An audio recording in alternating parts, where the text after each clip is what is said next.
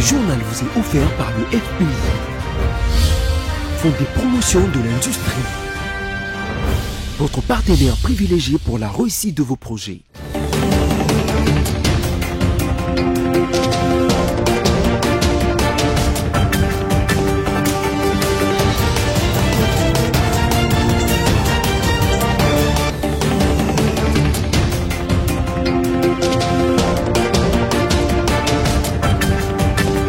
Mesdames, Messieurs, bonsoir et bienvenue à cette grande édition du journal sur votre chaîne BSC Télévision, place au sommaire. En séjour à Kinshasa, les procureurs de la Cour pénale internationale Karim Khan promet de sanctionner tous les acteurs des crimes pérennes commis dans la partie orientale de la République démocratique du Congo. Depuis Mbujimayi, où il se trouve, le vice-premier ministre de la fonction publique Jean-Pierre Liaou a procédé à l'inauguration du siège provincial de la SENSAP qui a plusieurs objectifs, notamment d'organiser et de gérer les prestations de sécurité sociale qui couvrent 3 principales branches. Et puis l'ancien président Joseph Kabila Kabange est désormais disponible sur X et son compte certifié a été ouvert ce mardi 25 février 2025. Voilà tout pour les sommaires, mais tout d'abord, les procureurs de la Cour pénale internationale CPI, Karim Khan, est arrivé lundi 24 février 2025 soir en République démocratique du Congo et a réaffirmé l'engagement de son bureau à enquêter sur les crimes commis dans la partie est de la République démocratique du Congo. Il va rencontrer des représentants du gouvernement, la chef de la MONUSCO, Bintou Keïta, les victimes de la guerre et le partenaire de la société civile. On l'écoute. But of course, like the rest of the world, we are extremely worried of recent developments in Congo. Mais comme le reste du monde, nous sommes très inquiets de ce qui se passe en République démocratique du Congo. We know the situation, particularly in the east, is acute. Nous savons que la situation, particulièrement à l'est, est très inquiétante. Hundreds of people are reportedly dead. Des centaines de personnes sont mortes. Thousands injured. Et des milliers blessés. And the message has to be conveyed very clearly. Et le message doit absolument passer clairement. Any armed group, tout groupe armé, any armed forces, toutes forces armées, any allies of armed groups or armed forces, tous les alliés de forces, de groupes armés et de forces armées, don't have a blank check. Ils n'ont pas un chèque à blanc. The people of the DRC, les populations de la République démocratique du Congo are as precious as the people anywhere on God's good earth. Sont aussi précieuses que les gens de n'importe où à travers le monde. Dans une déclaration lue ce mardi 25 février 2025, la coalition Lamouka invite le procureur de la Cour pénale internationale et CPI Karim Khan en visite à Kinshasa à inscrire le milice politique des forces du progrès et de la brigade spéciale de l'UDPS sur la liste des groupes terroristes responsables des crimes graves et des violations des droits de l'homme. Suivez. Plusieurs militants de l'ADD Congo arrêtés arbitrairement, torturés, tabassés par la police agissant en appui et en complicité avec la milice urbaine Force du Progrès. D'importants dégâts matériels ont été causés, pillage, extorsion et vol de centaines de chaises en plastique, des instruments de sonorisation et autres biens des membres tels que les téléphones, montres et chaussures ont été observés. La Mouka rappelle que ces actes ignobles ne resteront jamais impunis car ils constituent des crimes dont l'association des malfaiteurs et des violations graves des droits de l'homme. Par conséquent, la Mouka invite le procureur de la Cour pénale internationale à mission de travail en RDC à inscrire les milices politiques de force du progrès et de la brigade spéciale de l'UDPS sur la liste de groupes terroristes coupables de violations graves des droits humains. La Mouka charge enfin son avocat conseil, Maître Nico Mayengele, à saisir les instances judiciaires compétentes pour que justice soit rendue à la DD Congo et à son président national, ainsi qu'à tous ces militants victimes de la cruauté de la milice de l'UDPS, force de progrès qui est en réalité une force du regret. Et puis dans un communiqué de presse dont une copie nous est parvenue ce matin, le patron de la justice congolaise, Constant Mutamba, a fait savoir qu'une école nationale de criminologie, auparavant fermée, va s'ouvrir dans la ville-province de Kinshasa avant de s'étendre sur les restes des provinces de la République démocratique du Congo. Suivez la lecture du communiqué. Communiqué numéro 079. Le ministre d'État, ministre de la Justice et garde des Sceaux, Constant Mutamba, informe l'opinion qu'il procède à la réouverture de l'École nationale de criminologie précédemment fermée pour la formation des futurs inspecteurs de la police judiciaire de parquet. Cette formation débutera dans la ville-province de Kinshasa et s'étendra progressivement aux autres provinces. Les candidats intéressés sont invités à s'y rendre au quartier général de la police judiciaire de parquet situé au palais des justices afin de déposer leur dossier des candidatures. Les dossiers du candidat doivent contenir les pièces suivantes: un curriculum vitae, une lettre de motivation, les copies certifiées des titres scolaires et académiques. Fait à Kinshasa le 24 février 2025, les cabinets du ministre d'État, ministre de la Justice et garde des Sceaux. Poursuivons ce journal. Le gouvernement congolais a réagi aux propos de l'ancien président de la République, Joseph Kabila Kabange, à travers son porte-parole Patrick Mouyaya, invité du journal Afrique de TV5 Monde. Et selon le ministre de la Communication et Médias, les premiers mots de Joseph Kabila en tant qu'ancien président de la République démocratique du Congo devraient être la compassion et la solidarité envers le peuple congolais. On l'écoute.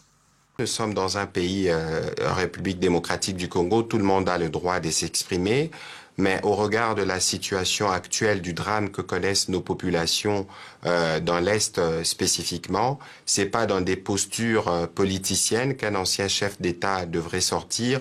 Un ancien chef d'État, ses premiers mots devraient d'abord être de mots de compassion, de solidarité pour de compatriotes qu'il a eu à diriger pendant de très très longues années. Ça devrait aussi être la condamnation dans les mots le plus fermes de l'agression. Sa sortie, lui qui est coutumier du silence, ressemble à ce que tous les Congolais ont dit, ont pensé, qui vient légitimer une guerre d'agression qui est pourtant démontrée par les rapports des Nations Unies et par tous les rapports des pays occidentaux, sans compter les rapports de nos propres services.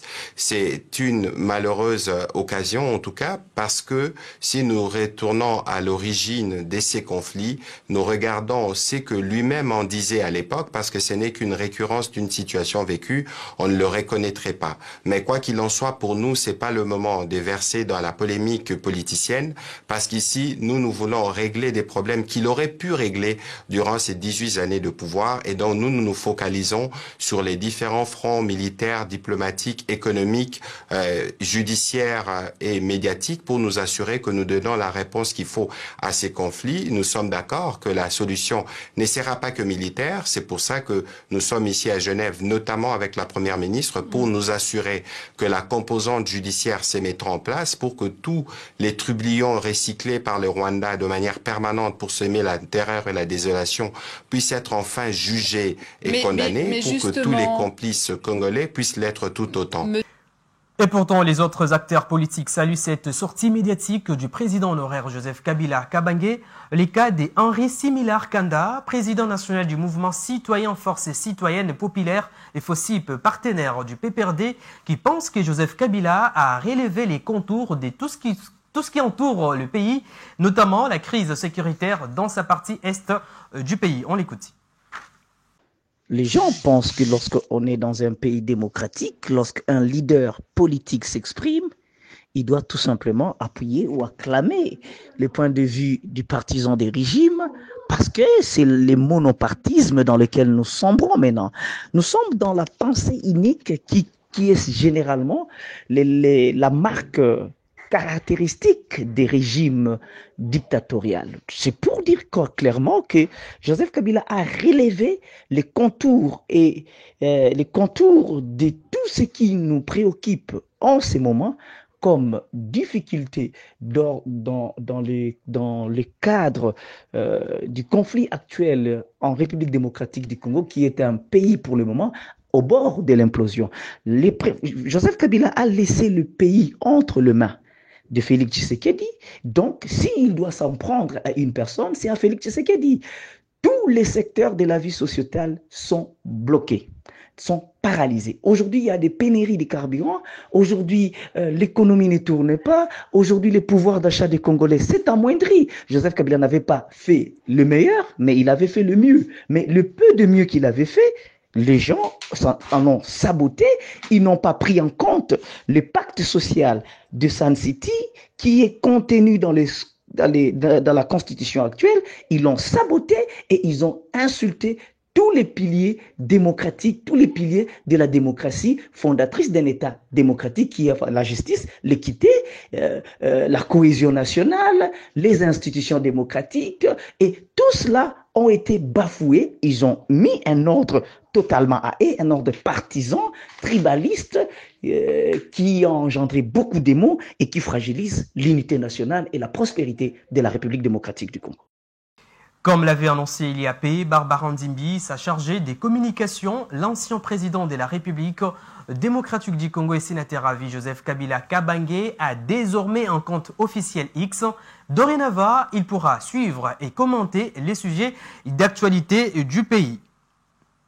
Je vous l'annoncer au sommaire de ce journal. Le vice-premier ministre en charge de la fonction publique, Jean-Pierre Liaou, est en Mbuji-Mayi, chef-lieu de la province du Kasaï oriental, dans le cadre d'une mission officielle liée à la gestion des ressources humaines de l'État. Il a inauguré ce mardi 25 février 2025 le bâtiment de la Caisse nationale des sécurités sociales des agents publics CNSAP. On l'écoute dans cet extrait de son discours. Alors que je me tiens debout en ces lieux, il me revient encore en mémoire les instructions claires du chef de l'État, nous formulées il y a près de 2 ans, lorsqu'il présidait la cérémonie d'inauguration du bâtiment abritant le siège central de la CNSAP à Kinshasa. Je cite, « La CNSAP doit progressivement étendre sa présence dans tous les chefs-lieux de province, afin de se rapprocher davantage des agents publics dont elle est garante de la sécurité pendant et surtout après leur carrière. » Fin de citation. Cette instruction présidentielle qui se concrétise aujourd'hui pour le Kasaï oriental, ici à Mbuji-Mayi, après la Tchopo et avant de se poursuivre à Mbandaka, ouais, on a été à Mbandaka, puis à Isiro, et ainsi de suite, jusqu'à couvrir tous les chefs-lieux de province, a pour objectif de rapprocher les agents et fonctionnaires de l'État, où qu'ils se trouvent, de leur caisse gestionnaire.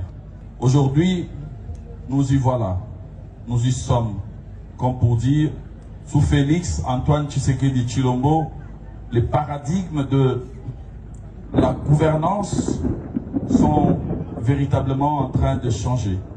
Les lignes sont en train de bouger.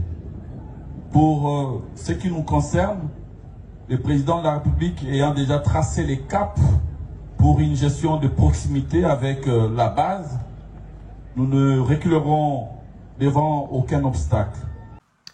Et à l'international, le ministre palestinien de l'Éducation a annoncé la reprise de l'année scolaire dans la bande de Gaza après la suspension due à l'offensive israélienne qui a duré 15 mois. D'après les chiffres palestiniens, 85% des écoles à Gaza ont été rendues inopérantes par les bombardements israéliens. Suivez. Exercice matinal avant les premières leçons pour les élèves de cette école primaire de Gaza. Ces enfants sont enfin de retour en classe après 15 mois de guerre, mais ils restent encore peu nombreux à avoir cette chance. Pour la nouvelle année scolaire, plus de 400 élèves sont inscrits. Les salles de classe sont très limitées en raison de la forte demande des habitants du quartier qui sont revenus du sud. Nous ne pouvons pas accueillir tout le monde en raison du manque de salles de classe dans les écoles. Selon le Hamas, 85% des écoles de la bande de Gaza ont été détruites. Dans les quelques établissements encore debout, les classes sont surchargées et les élèves manquent de tout. Alors, il faut trouver des solutions. Nous avons essayé de fournir de la papeterie à tous nos étudiants. Certaines institutions soutenant le projet ont fourni des repas et des articles de papeterie aux élèves, tandis que d'autres ont fourni des uniformes scolaires, des vestes, des vêtements d'hiver. La remise sur pied du système éducatif à Gaza est estimée à plus de 2 milliards de dollars. Et voilà qui met fin à ce journal. Mesdames, Messieurs, place à présent au rappel des principaux titres. Vous l'avez suivi dans ce journal. En séjour à Kinshasa, les procureurs de la Cour pénale internationale Karim Khan promet de sanctionner tous les acteurs des crimes pérennes commis dans la partie orientale de la République démocratique du Congo. Depuis Mbuji-Mayi, où il se trouve, le vice-premier ministre de la fonction publique Jean-Pierre Liaou a procédé à l'inauguration du siège provincial de la SENSAP qui a plusieurs objectifs, notamment d'organiser et de gérer les prestations de sécurité sociale qui couvrent 3 principales branches. Vous l'avez également suivi dans ce journal, l'ancien président Joseph Kabila Kabange est désormais disponible sur X et son compte certifié a été ouvert ce mardi 25 février 2025. Mesdames, Messieurs, ce journal est complètement terminé. Merci de votre fidélité. Au revoir et à la prochaine. Mais entre-temps, les actualités est en continu sur votre chaîne BSC Télévision.